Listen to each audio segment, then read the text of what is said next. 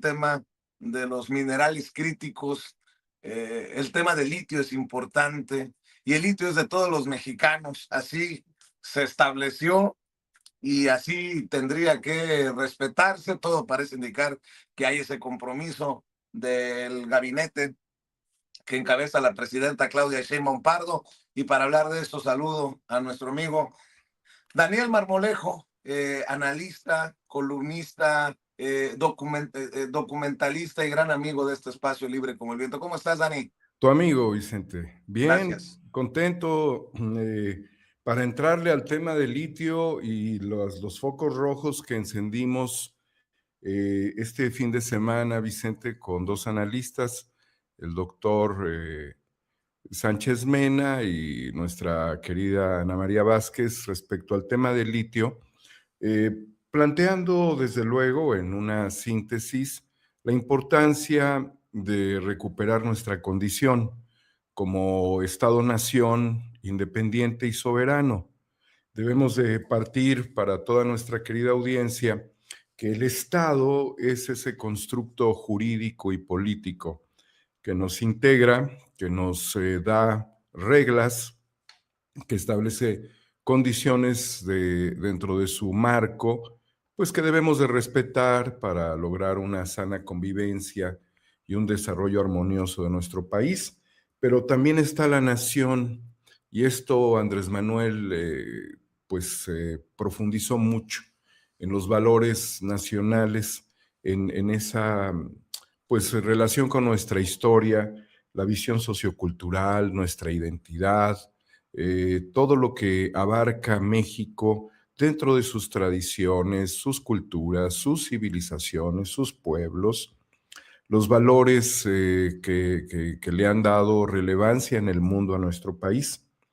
Tenemos el pueblo, que también el pueblo somos nosotros, es la ciudadanía, somos las personas de las distintas edades, con distintas necesidades, y también hay un pueblo migrante, pero entonces estamos hablando de todo ello. Y luego tenemos la patria, que es un sentimiento, es lo que nos da simbología, lo que nos da fortaleza, lo que también nos guía emotivamente en un proceso a través de la historia. La patria. Y hablando de la patria, que pudiera englobar todos los ¿Me, aspectos me antes dichos. permites, Sí, me sí, permites interrumpirte tantito, mi sí, querido Daniel? sí. Precisamente por la patria, imágenes emotivas, patrióticas, por el 113 aniversario de la Marcha de la Lealtad. La presidenta Claudia Sheinbaum Pardo, obviamente, encabezando. Le voy a pedir a Ceci que me ayude con las imágenes en vivo y en directo, precisamente de este 103 aniversario. Va a ser breve, mi querido Daniel, pero Claro, en este concepto patriótico, por soberano, supuesto. nacional, estas imágenes en vivo y en directo, precisamente.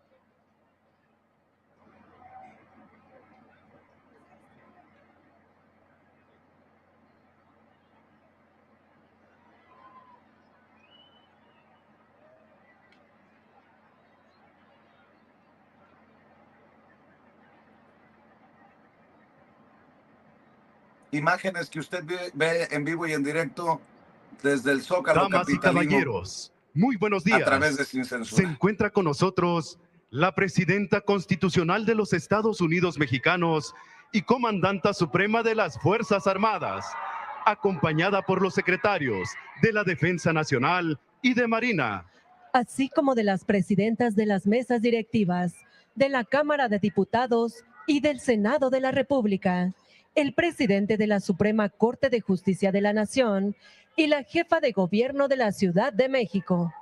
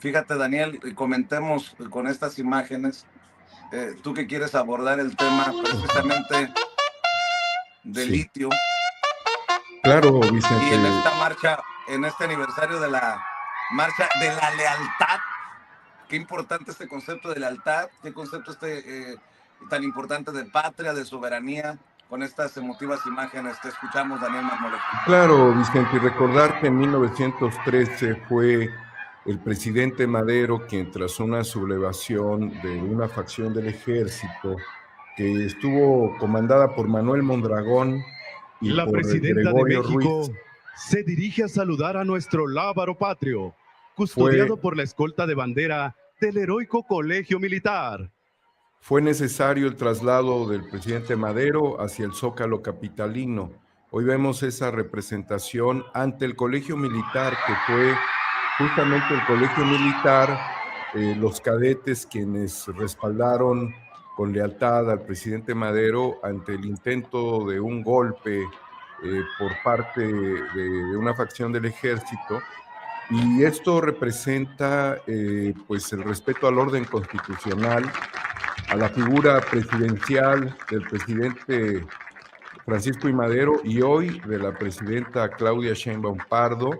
Lo que significa es que México no tiene condiciones de golpe de Estado militar y que las Fuerzas Armadas van a defender la soberanía nacional, Vicente.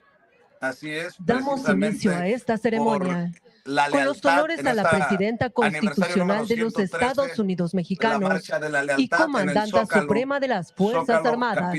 capitalino. Le voy a pedir a Ceci que nos esté poniendo al tanto si hay mensaje de la presidenta. Y perdóname por haberte interrumpido, pero por el concepto, los conceptos que estás manejando, Daniel Marmolejo, y entendiendo que está en vivo y en directo en estos momentos.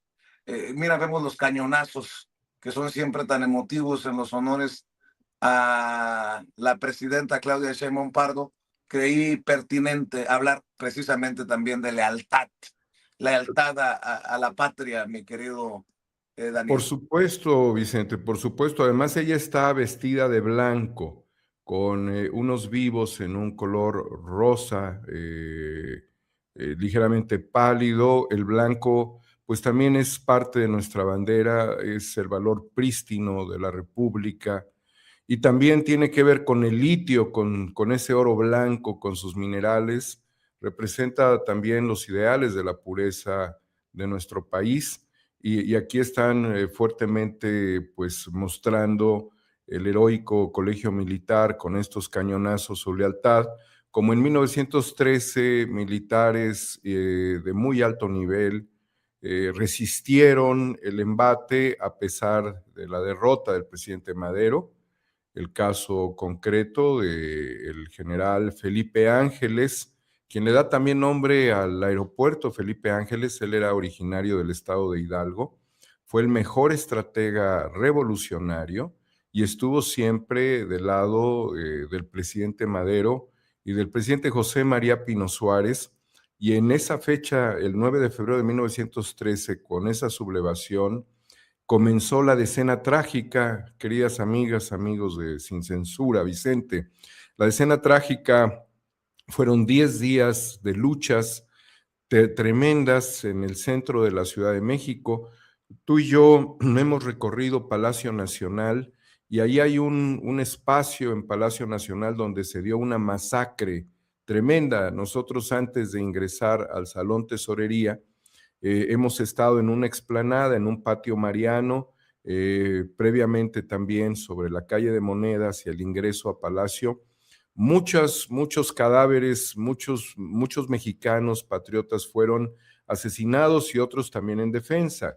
Aquí vemos a las autoridades militares, desde luego al secretario de la Defensa, que envía un saludo, y esto... Y bueno, aquí también está el almirante, secretario de la Marina. Hay otras figuras políticas. Ahí vemos al secretario de Relaciones Exteriores. Bueno, aquí está la presidenta de la Cámara de Diputados. También podemos ver al presidente ministro de la Suprema Corte de Justicia. Ahí está la presidenta del Senado de la República, hija de un gran luchador social, Eberto Castillo, un gran ingeniero mexicano. Estamos presenciando, pues emotivamente, ahí está Hugo Aguilar. Queremos más de Juan Ramón de la Fuente, del secretario de Relaciones Exteriores. Queremos más. Aquí está la jefa de gobierno también de la Ciudad de México. Está la Secretaría de Gobernación, es decir, que las figuras más relevantes del Gabinete de México se encuentran aquí. Te pedimos más, Juan Ramón de la Fuente, te pedimos más, por favor, más. Y bueno, aquí está la Secretaria de Gobernación. Uh-huh. Y bueno, pues vemos realmente pues al gabinete de la República, a figuras muy relevantes militares también, y es un escenario histórico fundamental, Vicente, para valorar la importancia que tiene México como Estado-nación independiente. Evidentemente, el presidente Madero, por la tristeza de nuestra historia, junto con el vicepresidente José María Pino Suárez, que justamente la calle que continúa de el Zócalo capitalino, ¿sí? Esta explanada, ahí vemos al secretario de Economía, que le pedimos soberanía, señor secretario de Economía, le pedimos soberanía nacional, le pedimos que no se negocie el litio sin consulta popular. Tenemos que ser patriotas, Vicente. Es precisamente un buen momento de hablar de este análisis que nos mencionabas sobre el litio, en un momento en el que es importante decir, Estados Unidos busca esos minerales críticos, pareciera que a toda costa y contra quien se ponga enfrente. Bueno, pues México tiene minerales críticos y hay que protegerlos, hay que proteger el litio también.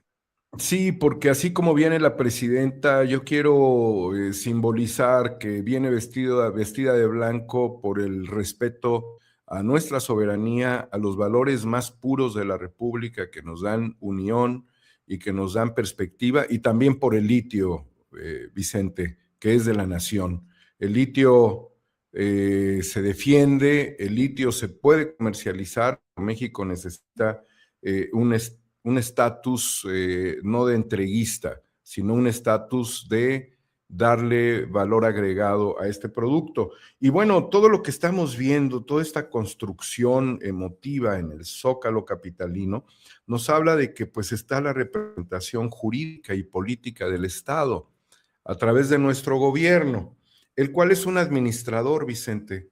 Simplemente un administrador que durante un determinado tiempo tiene la consigna de establecer mediante el pacto social y los acuerdos republicanos por la vía democrática el camino de nuestro país en materia de la administración pública. El gobierno es un administrador, tal, tiene que rendir cuentas porque es un administrador de temporada. Y la nación, todo ese espacio sociocultural y el pueblo son los propietarios del litio, pertenecen a la nación y el pueblo es soberano. Por lo tanto, cualquier acción, cualquier determinación que pueda partir en este momento en negociaciones con Estados Unidos deben de establecerse bajo criterios nacionales, no particulares, ni pretensiones de ningún tipo de carácter individual. Nosotros no queremos discursos, nosotros queremos transformación. Y en ese sentido, el pueblo es patriota, Vicente, como el colegio militar, que es pueblo uniformado, fueron militares, soldados, patriotas que durante muchos momentos defendieron a nuestro país, sobre todo en los periodos de intervención del siglo XIX, cuando el presidente Juárez previamente constituye pues toda una fuerza de Estado republicano, de nación, y fue necesario, por ejemplo, que en 1857, sin condiciones, sin perspectiva de país, se tuviese que establecer por parte del presidente Juárez la restauración de la República. México estaba destruido económicamente, no había perspectivas, había hambre, Vicente, Mis antepasados, tengo una parte de antepasados en el estado de Jalisco. Durante todo este tiempo, Vicente, esto es muy importante para que entendamos los valores heredados de nuestro pueblo. Les cayó en el estado de Jalisco a mis parientes, mis antepasados, una hambruna, una peste. Entonces, ni siquiera Guadalajara ni los pueblos que rondaban la capital tenían condiciones de nada. Se tenían que alimentar de hojas de té, no tenían leche, los niños no tenían nada y se alimentaban con té. Y en el hambre tan terrible que pasaron, mojaban sus guaraches en los ríos y chupaban el agua de sus guaraches en la terrible desesperación de la hambruna que cayó durante el siglo XIX y que tiene que ver con todo ese ámbito del país, que además refrendó su soberanía frente al presidente Juárez y que después desborda hacia el proceso de la reforma del presidente Juárez. Y posteriormente el presidente Porfirio Díaz, quien era un militar. Entonces, sin nada y encima de la hambruna, una peste terrible, donde era necesario apilar los cuerpos de las personas que estaban ya con una enfermedad como pudo haber sido la viruela, sin ninguna cura, sin ningún tratamiento, sin ningún medicamento, los envolvían en sus propias sábanas y a veces los enterraban vivos, Vicente. Y no solamente enterraban de a una persona, enterraban de 2 o más personas, a veces una familia, porque era tanta la psicosis, tanta la desesperación, tanta el hambre, que para sobrevivir tenían que hacer este tipo de acciones extremas en un grado brutal para evitar la propagación de la peste. Hambre y peste rodearon a nuestro país durante mucho tiempo y esto también condujo a la migración hacia la capital de la República, hacia la Ciudad de México. Entonces, los valores patrióticos, los valores nacionales, el sentimiento que también se tenía de la independencia de México, la lucha contra los hacendados. Tuve familia que tenía las peores condiciones y tuve otros que fueron hacendados, que durante todos los procesos, sobre todo la revolución, quedaron sin nada también. Cadete Juan Escutia. Perdón, Daniel.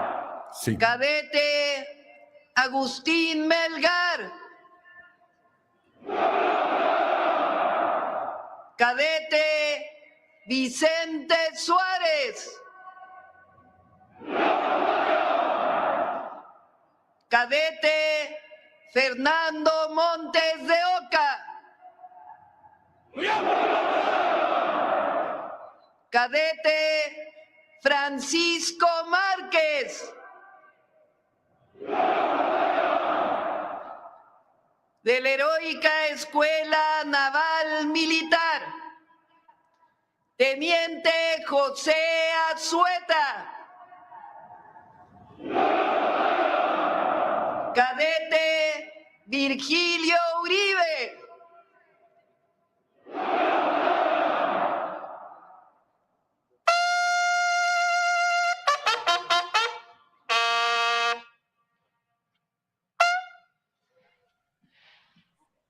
En el pase de lista, emotivo siempre. A continuación, han muerto la por cadete patria. María Fernanda Ángeles Sí, García Vicente. y el cadete Javier Enrique Valencia Avendaño, pertenecientes al heroico Colegio Militar, declamarán la poesía titulada Mi 9 de querido febrero, Daniel Marmolejo, te juramento seguimos de escuchando honor y y lealtad. te Muchas pido que me gracias, tengas un poquito de Vicente. paciencia. Sí, muchas gracias, Vicente. Bueno, nosotros siempre valoraremos el espíritu de cuerpo del ejército. Yo tengo un amado sobrino que es médico militar también, que está haciendo una subespecialidad en este momento y ha tenido enorme determinación para, pues, formar parte del ejército mexicano.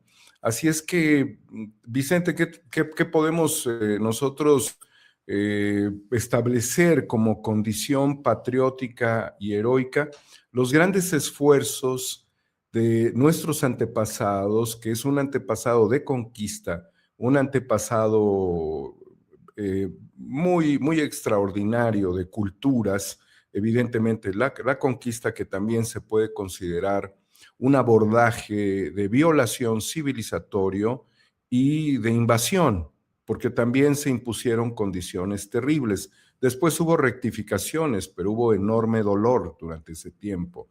Posterior al periodo virreinal, donde también hubo vicisitudes, la Nueva España fue gloriosa, Vicente, y también aquí se interpretan los valores de tropas españolas y de los guerreros prehispánicos. Siempre hubo una condición guerrera en todas nuestras culturas, olmecas, zapotecas, mayas, teotihuacanos, de los señoríos también, desde luego los mexicas. La condición guerrera ha estado presente.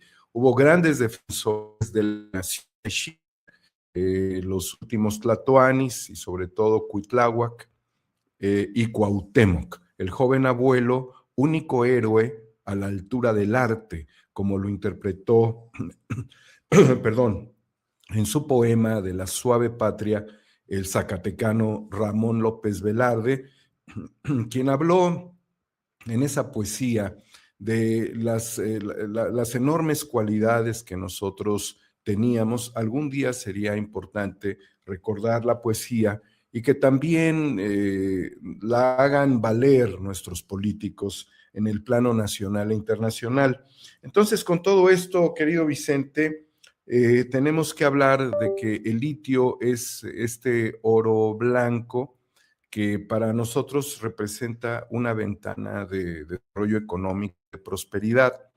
Quizás no es la única posibilidad. Los chinos están innovando con el sodio, que es mucho más barato para la producción de baterías. Sin embargo, estamos considerados dentro de los grandes yacimientos de litio en el mundo, con aproximadamente 250 millones de toneladas, que es nuestro potencial en Sonora, aunque debemos recordar que nosotros tenemos litio para pues muchas posibilidades y en muchos lugares donde estaría Puebla y Oaxaca, que es un litio combinado con arcilla, también en Nuevo León, Durango, Chihuahua, Tamaulipas, Zacatecas y San Luis Potosí. Principalmente los yacimientos de arcillas sedimentarias en Sonora, hay importante cantidad de litio, pues nos da muchas posibilidades en la medida en la que nosotros podamos transformar litio en productos. Para eso, en el año 2022, le acerqué al presidente de la República una propuesta de un instituto con ingenieros especialistas en electricidad que México tiene en un instituto. Ese instituto se encuentra en una finca que se llama Palmira.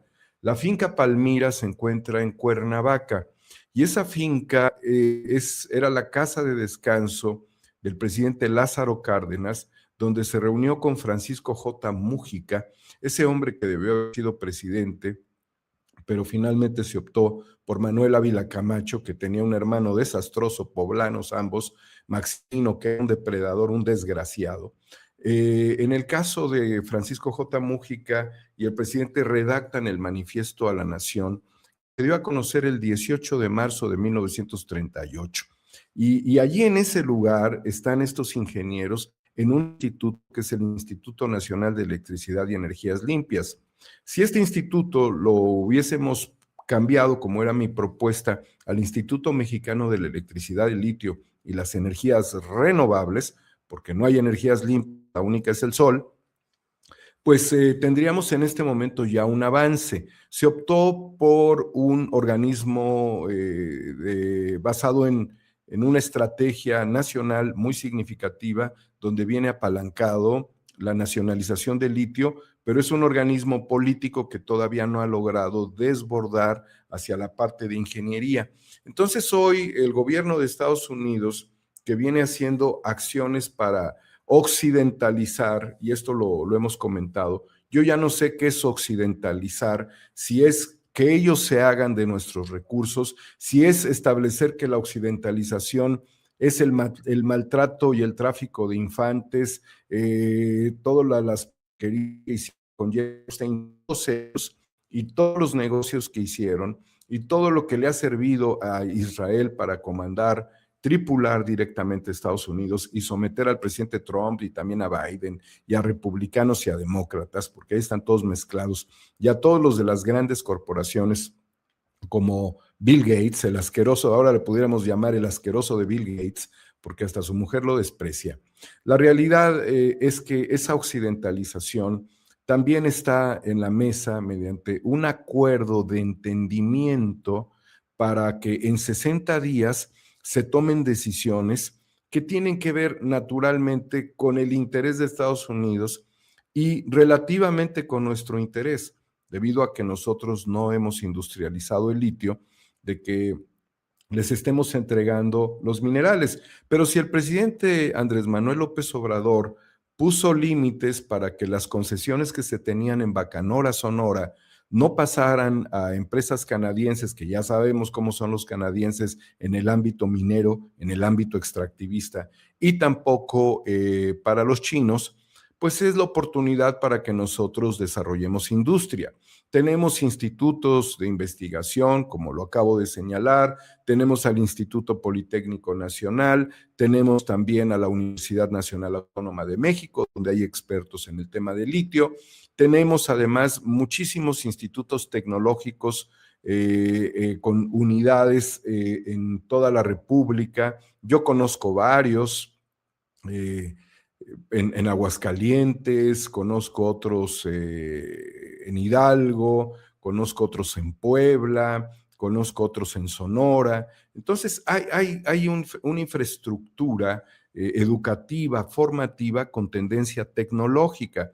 Además, hay escuelas de nivel técnico, medio superior, no nada más pensemos en el nivel superior, sino en el medio superior, que también pueden estar creando alternativas. Acaba de suceder un evento de InnovaFest, un espectáculo maravilloso que yo he dado cuenta de innovadores en áreas de ciencia y tecnología.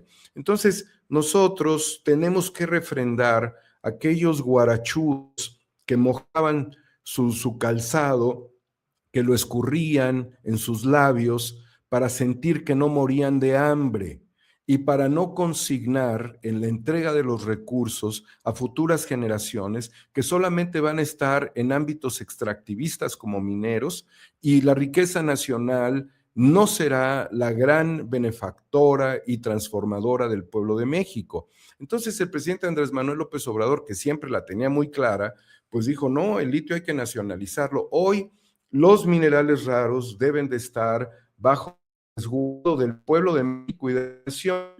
Lo quieren para la industria militar, Vicente, para radares, guía de misiles, visión nocturna, electrónica de alto rendimiento, vehículos militares. Dentro de estas tierras está el neodimio, el diprocio, el litio, el cobalto, el titanio, el grafito, el tungsteno, el berilio, el galio, el germanio, el cobre, pues, ¿qué te puedo decir? La industria aeroespacial también requiere este tipo de minerales para aleaciones de alto rendimiento, de alta potencia, super aleaciones en motores y en estructuras, titanio, cobalto, níquel, tántalo, hafnio, tungsteno, vanadio. También se requiere para imanes y todo lo que tiene que ver con el disprocio, el neodimio, para la computación cuántica, Vicente, pues se hace fundamental para que los qubits puedan funcionar dentro de estas computadoras cuánticas y hacer algo que se denomina conexiones fotónicas.